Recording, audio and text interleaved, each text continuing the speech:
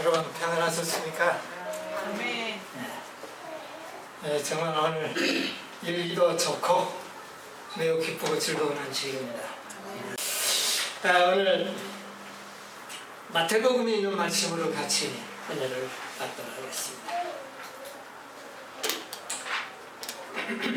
마태복음 3장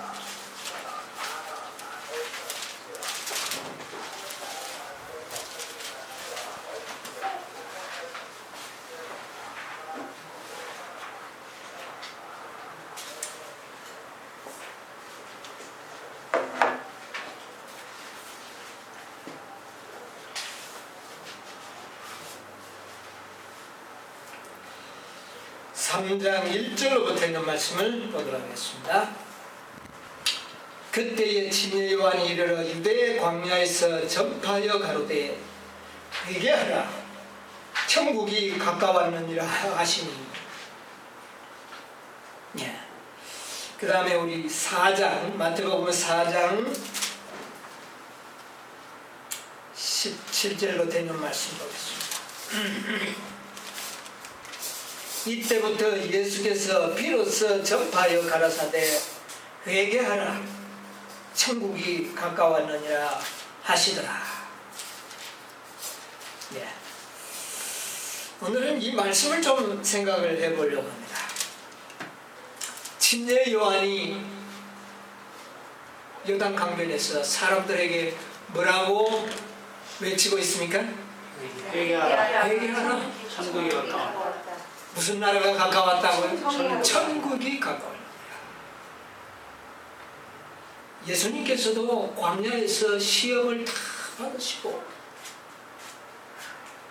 이제 세상에 나와서 말씀을 전하기 시작했는데 제일 첫 번째 하시는 말씀이 뭡니까? 회개하라. 회개하라. 천국이 뭐가 가까웠다고요? 천국. 천국. 몇 년 전의 일입니까? 지금으로부터 2000년 전. 회개하라 천국이 가까웠다. 여러분 천국 나라에 살고 있습니까? 2000년 전에 이미 하나님의 종 침례 요한과 하나님의 아들 예수 그리스도께서 회개하라. 뭐가 왔다? 천국이 가까웠다. 그렇다면 지금쯤 우리는 어디에서 살아야 합니까? 천국에서 살아야 합니다. 여러분 우리가 천국에서 살아야 합니다. 예수님께서 이 땅에 오신 목적은 무엇을 건설하기 위해서 왔습니까? 나라를 세우려, 하늘 나라를 이 땅에 세우려고 온 것입니다. 회개하라 천국이 가까웠느니라. 지금 우리는 어떤 천국에 살고 있습니까? 은혜의 천국. 뭐 좀 별로 마음에 와닿는 것이 없죠. 뭐 은혜의 천국이 뭐 이런 게 천국이냐? 이게 무슨 천국이 이러냐? 그렇게 혹시 생각하시는. 자, 분명히 하나님의 선지자는 말하기를 천국이 가까웠다고 그랬어요. 또 예수님도 천국이 왔다고 그랬어요. 또 예수님은 이 땅에 오신 목적이 이 말씀을 결론시켜 보면 이 땅에 무엇을 세우기 위해서요? 하늘나라를 이 땅에 세우기 위해서 오신 것입니다. 이스라엘 백성들은 뭐를 기다리고 있었습니까? 메시아가 오면 어떻게 해요?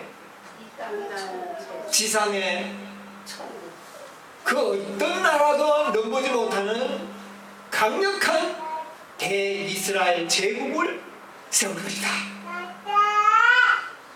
이런 나라를 세우기로 그들은 고대하고 기대하고 있었습니다. 그때 예수님께서 이제 뭐가 왔다? 천국이 가까웠다. 이 설교를 듣는 많은 청중들은 야, 저분이 정말 메시아였으면 좋겠다 이렇게 마음으로 생각을 했습니다. 그런데 예수님이 그 다음부터 생활하고 생애하고 행동하는 모든 모습을 봤을 때는 그만 많은 사람들이 뭐를 가질 수밖에 없었어요? 실망할 수밖에 없습니다. 저래가지고 무슨 이 세상에 그렇게 큰 강국을 세우겠느냐? 당시 이스라엘은 어떤 형편에 있었습니까? 이 세상에 가장 강한 나라 로마 대제국, 거기에 이스라엘 백성은 속국이 되어가지고 종 노릇하고 있는 그런 상황 속에 살고 있었습니다. 근데 적어도 이 로마 나라를 정복하고 이 로마를 이기고 큰 이스라엘 제국을 세우기 위해서는 로마의 장군들보다 더 아주 강력한 힘을 발휘하는 그런 어떤 사람을 지금 요구하고 있는데 예수님의 모습에서 그런 것이 보입니까? 여러분, 세상 나라는 어떻게 세워집니까? 이 세상에 큰 하나의 나라가 세워지기 위해서는 어떻게 해서 세워집니까? 저절로 세워집니까? 그 나라가 세워지는 것을 성경에는 이렇게 표상하고 있죠. 자, 우리 잘 아는 말씀이지만 한번 보도록 하겠습니다. 다니엘서 2장에 보면 다니엘서 7장을 보겠습니다. 7장 2절에 다니엘이 진술하여 가로되 내가 밤에 이상을 보았는데 하늘에서 내 무엇이요? 바람이 내 바람이 큰 바다로 몰려 불더니 그 짐승 넷이 바다에서 어떻게 해요? 나왔는데 이게 세상 나라가 세워지는 과정입니다. 뭐가 불어야 돼요? 어마어마한 바람. 어디에서 바람이 붑니까? 바다. 많은 물 가운데서. 많은 물은 무엇을 상징합니까? 백성과 무리들을 상징하죠. 이 세상에 큰 무리들이 어디에 뭐를 일으켜서 전쟁을 일으켜서 거기에서 승리하는 자가 뭐를 세우는 겁니까? 나라를 세우는. 이게 세상에서 나라를 세우는 방법이에요. 야, 내 바람이 불 때 내 짐승이 나온 것은 큰 전쟁을 통하여 나라들이 세워지고 또 세워졌던 나라가 사라지고 이것이 세상 역사가 나라를 세우는 방법. 내 짐승에 나오는데 바람이 부니까 뭐가 나왔어요? 사자내가 넷이 나오는데 독수리와 같은 짐승. 그 다음에요 곰과 같은 짐승. 그 다음에는요 표범과 같은 짐승. 그 다음에 네 번째는요 아주 무서운 아주 개상망측한 강력한 짐승이 올라왔는데 그 나라가 바로 어느 나라입니까? 로마. 그 로마에 의하여 지금 이 이스라엘 백성들은 종노릇하고 있는 그런 상황 속에서 예수님이 이 땅에 오시고 근데 그가 말하기를 회개하라 천국이 가까웠느니라. 이스라엘 백성들이 눈이 번쩍 띄었어. 이 젊은이가 어쩌면 우리가 소망하던 바로 이 지상의 가장 큰 하나님의 나라를 세울 그 메시아가 아닌가? 그렇게 생각을 한 거죠.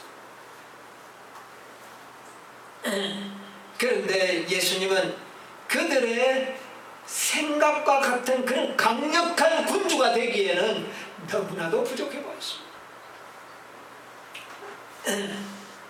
이 회개하라 천국이 가까웠느니라고 외치던 그 침례 요한이 말입니다. 요한복음 1장에 보면 이렇게 이야기를 하고 있습니다. 요한복음 1장 29절에 이튿날 요한이 예수께서 자기에게 오심을 보고 이르되 보라 세상 죄를 지고 가는 하나님의 어린 양이로다. 예수님을 보고 어떻게 표상을 합니까? 하나님의 보라! 어린 양. 세상 죄를 지고 가는 하나님의 어린 양. 어린 양이다. 이스라엘 백성들은 어린 양에 대해서 잘 알고 있습니다. 여러분, 이스라엘 백성들에게 어린 양은 어떤 존재입니까?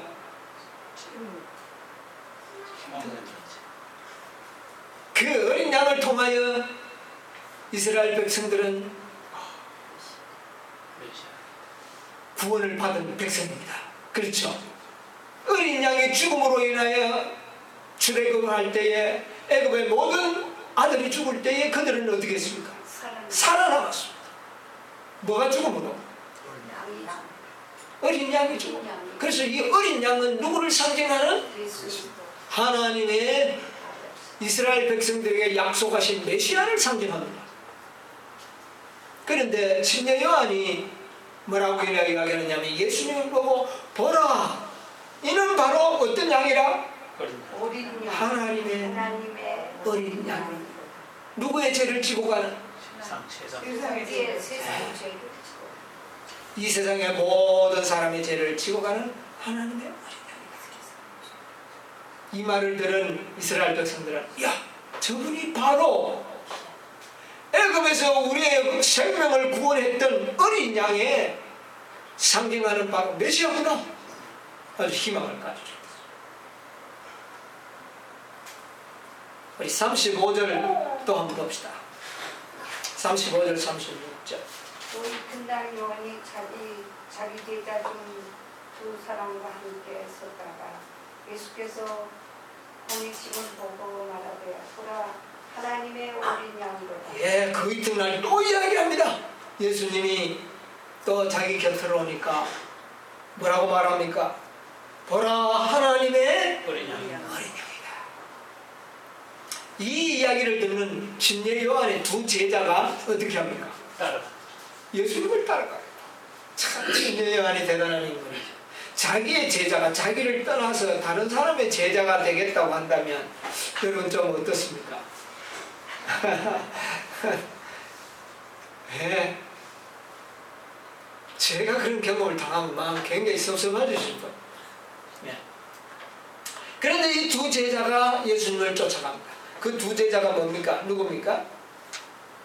안드레와 예.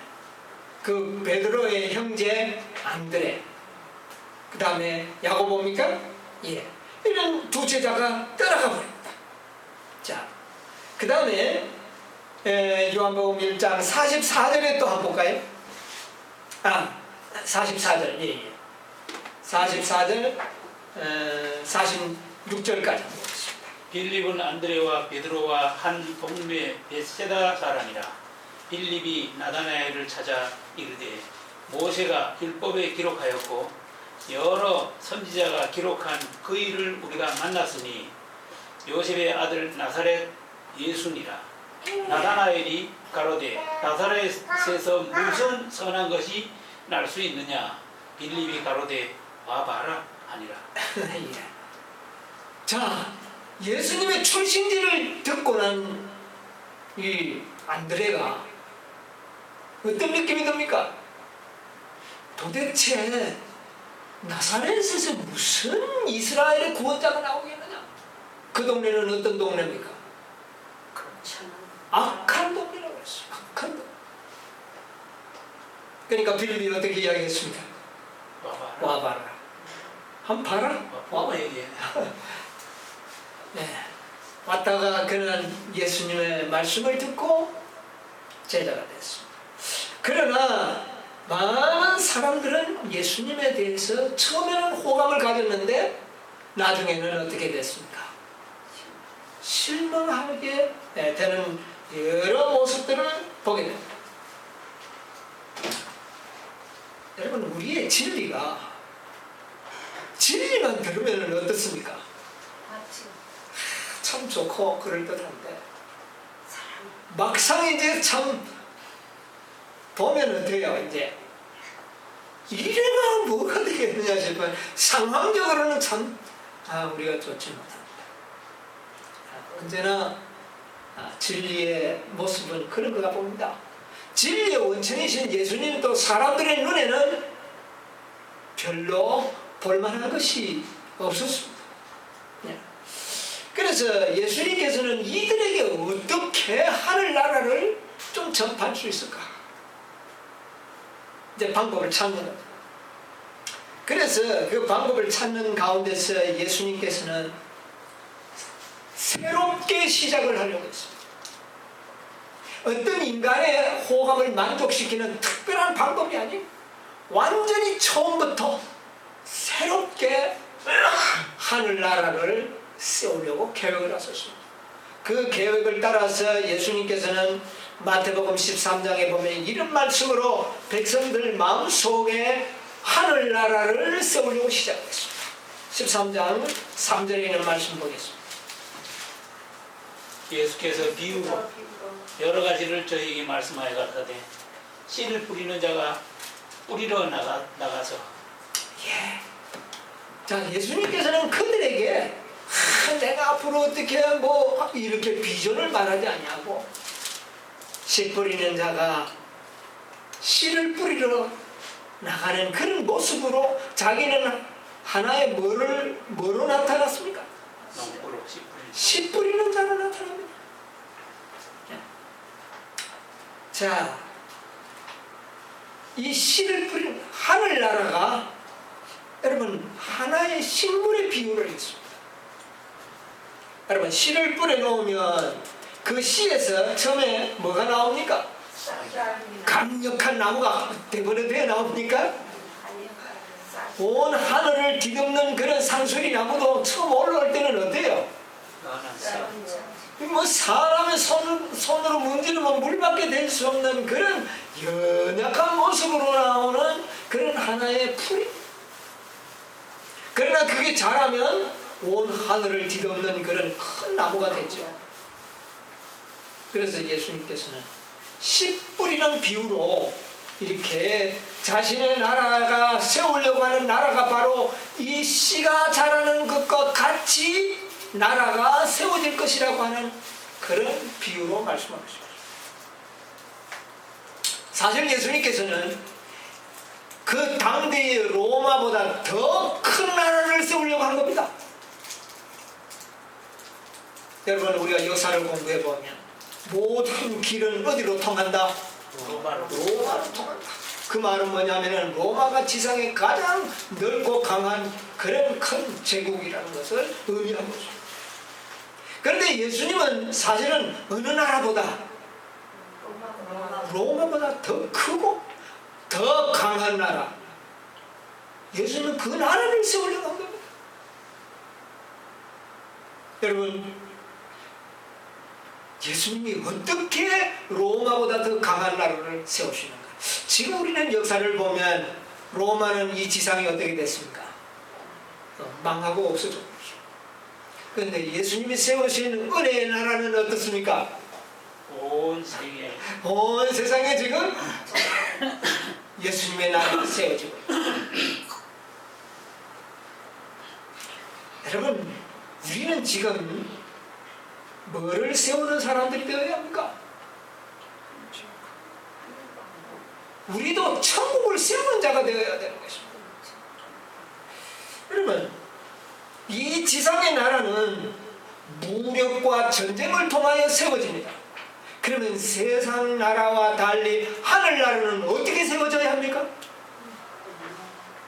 어떻게 우리가 천국을 세워야 합니까? 예수님이 세우실 나라는 무너지지 않는 나라, 영원한 나라, 이 나라를 세우려고 합니다. 그런데 그 나라는 세상은 힘과 무력입니다. 그러나 하나님의 나라는 그런 방법으로는 세워지지 않습니다. 그런 무력과 힘으로 세워진 나라는 이 지상에서 다 어떻게 됩니까? 망합니다. 여러분 우리는 이 사실을 기억하셔야 됩니다. 힘과 무력과 강압적으로 세워지는 나라는 다 이 세상에서 어떻게 됩니까? 무너지고 마는 것입니다. 그러나 예수님의 세우는 나라는 영원한 나라이기 때문에 그런 방법으로 세워지면 영원할 수 없습니다. 여러분, 천국은 영원한 나라입니다. 그러므로 원칙이 달라야 합니다. 근본이 달라야 합니다. 이 사실을 이해하는 백성은 복이 있는 백성입니다. 이 원칙을 깨닫는 백성은 천국의 백성이 될 수가 있습니다. 예수님께서는 씨 뿌리는 비유를 통하여 우리에게 매우 귀중한 교훈을 주시는 것입니다. 바로 예수님이 세우시는 천국 나라가 어떻게 건설되는지를 우리에게 가르쳐 주십니다. 예내신에 있는 말씀을 전보도록 하겠습니다. 실물교훈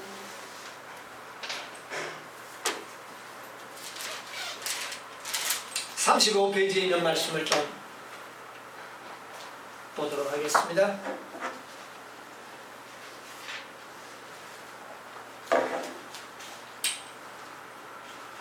중간에서 한 두세 절 더 위쪽으로 보면 중간에 하나님의 아들이 오셨으나 하는 데서부터 읽겠습니다. 하나님의 아들이 오셨으나 그들은 계속하여 그분께 표적을 요구하고 있었다. 회개하라, 천국이 가까웠느니라는 기별에 그들은 기적을 보여달라는 요구로 해당했다. 예수님이 천국이 가까웠다. 그러니까 이스라엘 백성들은 뭐를 보여달라? 기적. 이거는 뭡니까? 힘을 보여달라는 것입니다. 힘을 보여달라. 그리스도의 복음이 그들에게 걸림돌이 된 것은 그들이 구주를 요구하는 대신에 기적을 요구했기 때문이다.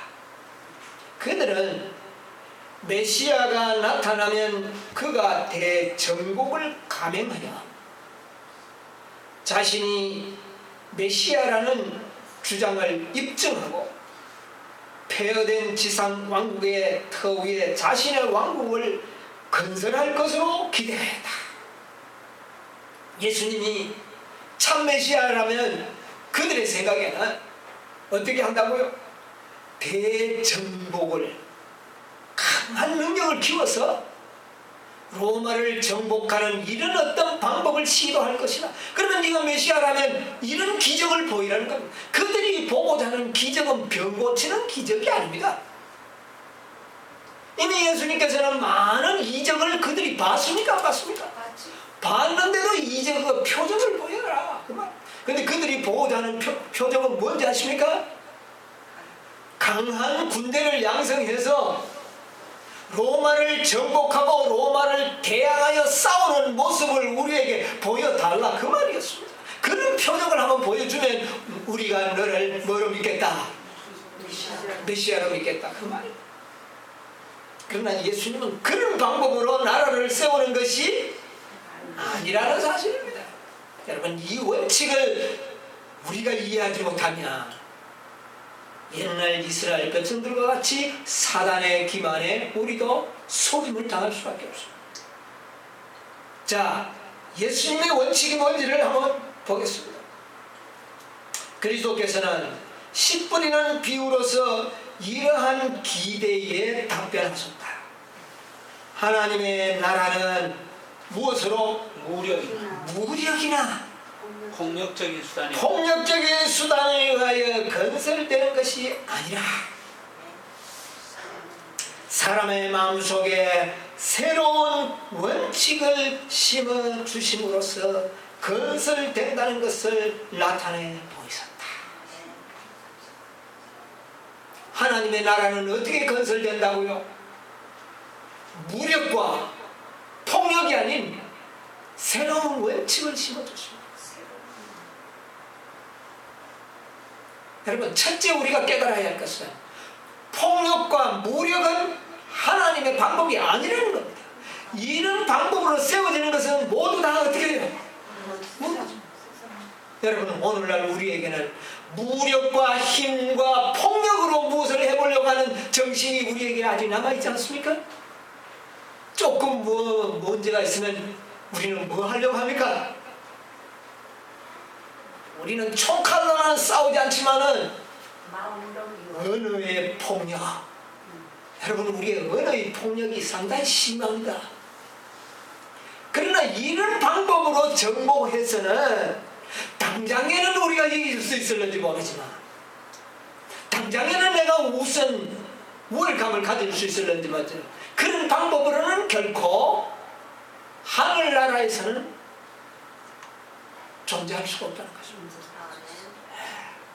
여러분이요, 우리의 마음 속에서, 우리의 생활 속에서, 우리의 언어 속에서 무력적이고 폭력적인 것이 사라져야 합니다. 첫째, 이런 방법으로는 영원할 수가 없다는 것을 여러분 우리가 깨닫게 되시기를 바랍니다. 하나님은 그런 방법이 아닌 우리의 마음 속에 새로운 원칙을 심어줌으로써 건설된다. 여러분, 새로운 원칙이 뭘까요? 시대의 소망 19페이지를 좀 볼까요?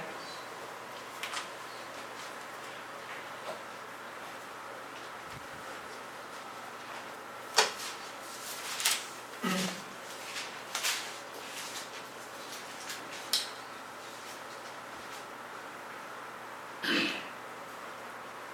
19페이지에서 20 몇 년 말씀 좀 보겠습니다.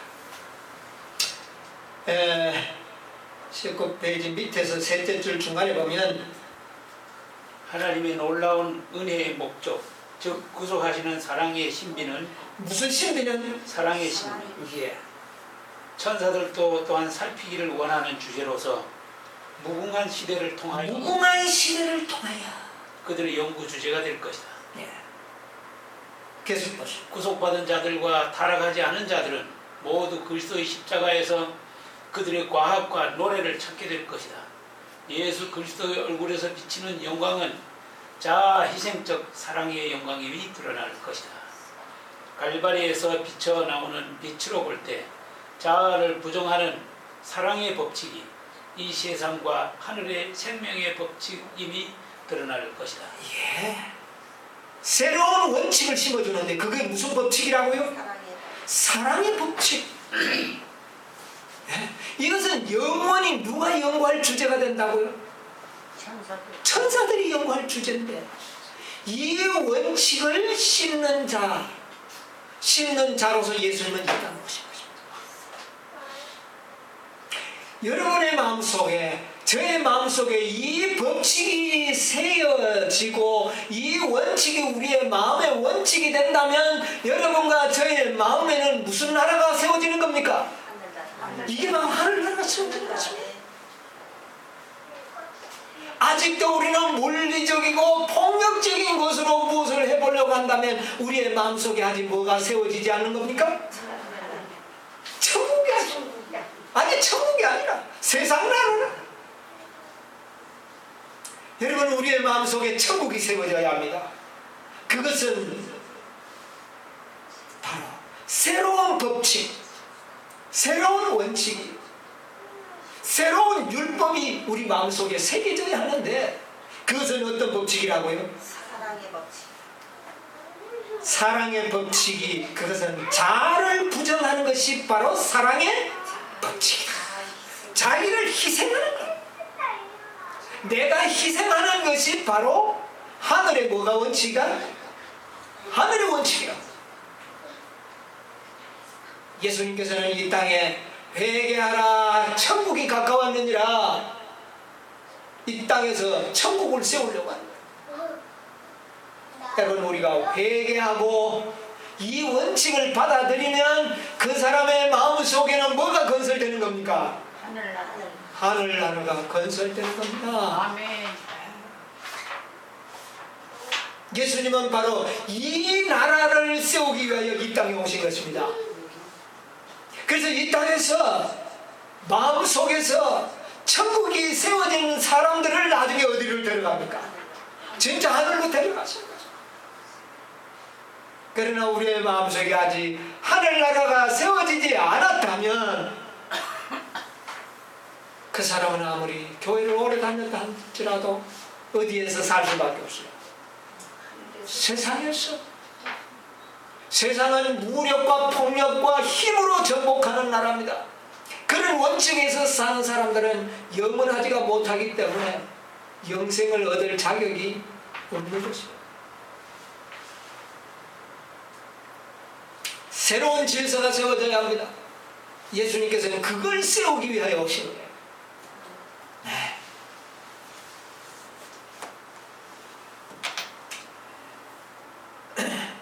우리 마태복음 26장에 보면 이런 말씀이 있죠. 26장 52절을 좀 보겠습니다. 이에 예수께서 이르시되 내 검을 도로 집에 꽂으라. 검을 가지는 자는 다 검으로 망하느니라. 이건 누구가 한 말입니까? 베드로. 베드로는 천국을 어떻게 세우려고 했습니까? 검을 가지고 세우려고 했어요. 예수님께서는 뭐라고 이야기합니까? 검을 가지고 사용하는 자는 나중에 또 뭐로 망한다? 검으로 망한다. 이거는 예수님이 세우고자 하는 나라가 아닙니다. 이런 원칙의 나라는 망하게 되어 있습니다. 예. 예수님께서는 이런 말씀을 합니다. 너희 원수를 뭐하라? 이게 무슨 원칙입니까? 천국의 원칙. 예. 자, 우리 마태복음 7장에 있는 말씀을 떠보겠습니다. 마태복음 7장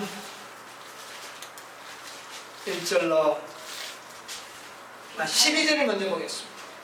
그러므로 무엇이든지 남에게 대접을 받고자 하는 대로 너희도 남을 대접하라. 이것이 율법이요 선지자니라.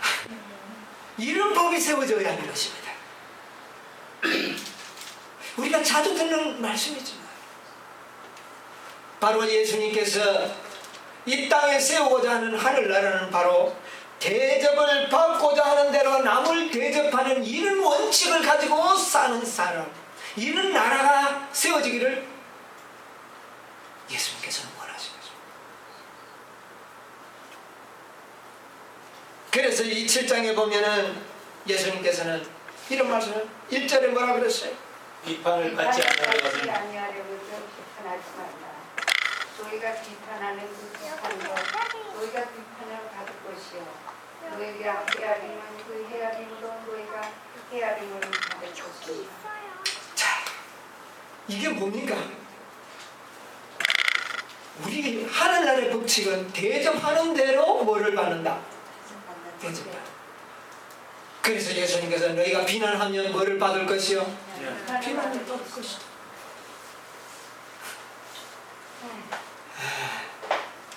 우리의 모든 원칙을, 우리의 마음의 원칙을 바꿔야 된다.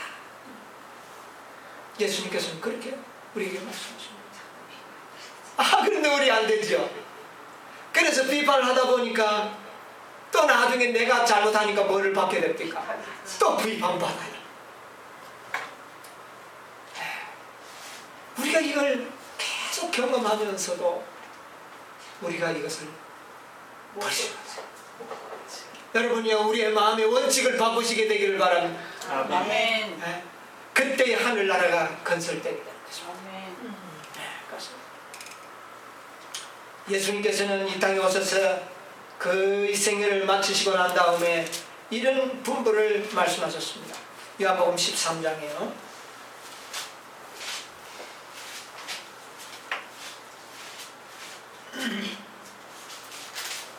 34절로부터 있는 말씀 보겠습니다. 새 계명을 너희에게 주는 서로 사랑하라.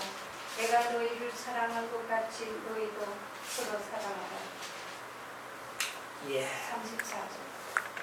새 계명을 너희에게 주노니 서로 사랑하라. 내가 너희를 사랑한 것 같이 너희도 서로 사랑하라. 여러분, 여기 보니까 새 계명을 주겠다. 이거 어느 나라의 법입니까? 회개하라 천국에 가까웠느니라 하는 그 천국의 법이 바로 무슨 법이었습니까? 새 계명. 그게 새 계명인데 서로 뭐하라? 사랑하라. 그런데 어떻게 사랑한 그 사랑이 어떤 사랑이라고 그랬어요? 내가 너희를 사랑한 것 같이 예수님이 우리를 어떻게 사랑했습니까? 자기 생명을 버리면서까지 우리를 사랑하는 그 사랑의 법칙이 바로 하늘의 법이다. 우리에게 그렇게 말씀해 주신 것입니다. 여러분, 이 나라는 망할까요? 망하지 않지. 이 나라는 망하지 않습니다. 이 나라는 영원하다. 여러분, 우리의 마음에 이 법을 우리의 마음에 새기기만 한다면 우리는 영원한 나라의 뭐가 되는 겁니다. 백성이 되는 것이죠. 너희가 서로 사랑하면 이로써 모든 사람이 너희가 내 제자인 줄 알아라.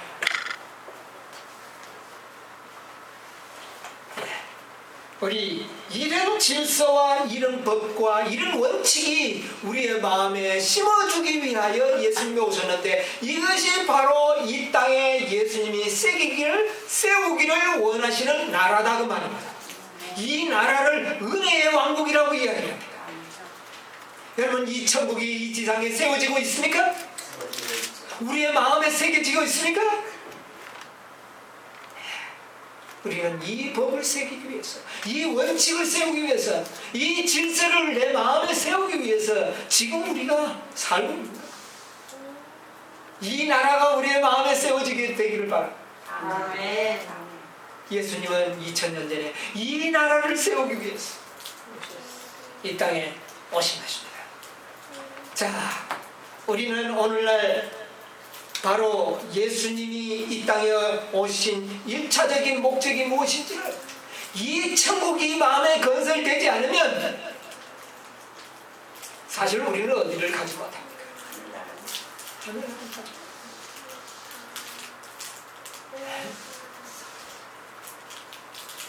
우리 마태복음 10장에 보면 이런 말씀이 있습니다. 10장 5절로부터 이런 말씀입니다. 예수께서 이 열두를 보내시며 명하여 이르되 이방인의 길로도 가지 말고 사마리아인의 고을에도 들어가지 말고 오히려 이스라엘 집 잃어버린 양에게 가라. 예, 제자들을 이제 둘씩 짝을 지어서 세상에 내보내면서 예수님께서 하신 말씀이 뭡니까? 너희는 잃어버린 양에게로 가면서 7절에 가면서 전파하여 말하되 무엇이 가까웠다? 천국이 가까웠다 하고 병든 자를 고치며 죽은 자를 살리며 문둥이를 깨끗게 하며 귀신을 쫓아내되 너희가 거저 받았으니 거저 주라. 너희 전대에 금이나 음이나 동이나 가지지 말고 여행을 위하여 주머니나 두벌옷이나 신이나 지팡이를 가지지 말라. 이는 일꾼이 져먹는 것을 받는 것이 마땅함이니라. 자, 이제 예수님께서는 제자들의 마음에 뭐를 심어줬습니까? 하늘나라의 진리를 가르쳐 주시고는 이제 이 진리를 너희는 나가서 뭐하라? 전파하라. 그것이 바로 뭐를 세우는 길이다? 그걸 바로 천국을 세우는 것이다. 여러분, 우리 마음에 하늘의 원칙, 하늘의 법, 하늘의 질서가 세워지면 내 마음은 곧 뭐가 건설된 겁니다? 천국이 바로 이런 천국을 세우기 위하여 예수님께서 오셨다. 그런데 이스라엘 백성은 이 지상에 무력으로 온 세상을 정복하여 가장 큰 제국을 만드는 그런 힘 있는 나라를 세우기로 기대했으니 이게 맞을 리가 있습니까? 그런데 오늘날 그리스도인들도 마찬가지라는 말입니다.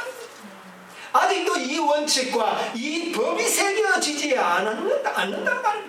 이 법이 새겨지지 않았다면 여전히 그 사람들의 마음속의 원칙은 어떤 원칙입니까? 세상의 원칙, 힘과 폭력과 정복의 원칙으로 무엇을 세우고요? 세워집니까? 세워지는 줄 몰라요. 그러나 그 나라는 어떻게 됩니까? 망. 여러분, 이제 우리는 진실로 천국을 세우기 위하여 앞으로 나가야 되겠습니다. 아멘. 복음을 전해야 되겠습니다. 아멘. 여러분, 우리 이제 우리 선교 활동을 좀 해야 되겠습니다. 뭐를 세우기 위해서입니까? 하늘나라. 하늘나라를 확장해 나가야 되겠습니다. 하늘나라를 확장시켜 나가야 되겠습니다. 여러분, 우리의 마음속에 진정한 천국이 건설되기를 바랍니다. 아멘. 아직도 우리는 가끔 이 원칙과 이 질서와 이 법을 잊어버리고 과거에 하던 대로 정복과 폭력과 힘으로 무엇을 해보려고 하는 우리의 습관들 때문에 아직 이 하늘나라가 평가를 받지 못하고 있습니다. 하늘나라의 좋은 점이, 그 아름다움이 세상에 나타나지 않고 있어요. 주님께서는 우리의 마음속에 천국이 건설되고 아름다운 품성을 통하여 하늘나라의 그 매력적인 모습이 세상에 나타나기를 기대하고 계십니다. 먼저는 내 마음속에 뭐가 이루어지고 천국이 이루어지고, 그 다음에는요, 복음을 전함으로 인하여 하나님의 천국의 영토가 확장되는 그런 일을 우리를 통하여 이루시기를 지금 하나님께서는 기대하고 있습니다. 아무쪼록 우리의 마음의 원칙을 새롭게 확립하시고 하나님의 새로운 율법을 우리 마음 가운데 새기셔서 확고하게 우리의 마음속에 천국을 건설하는 여러분과 제가 되기를 간절히 바라면서 이 시간 말씀을 아멘. 아멘.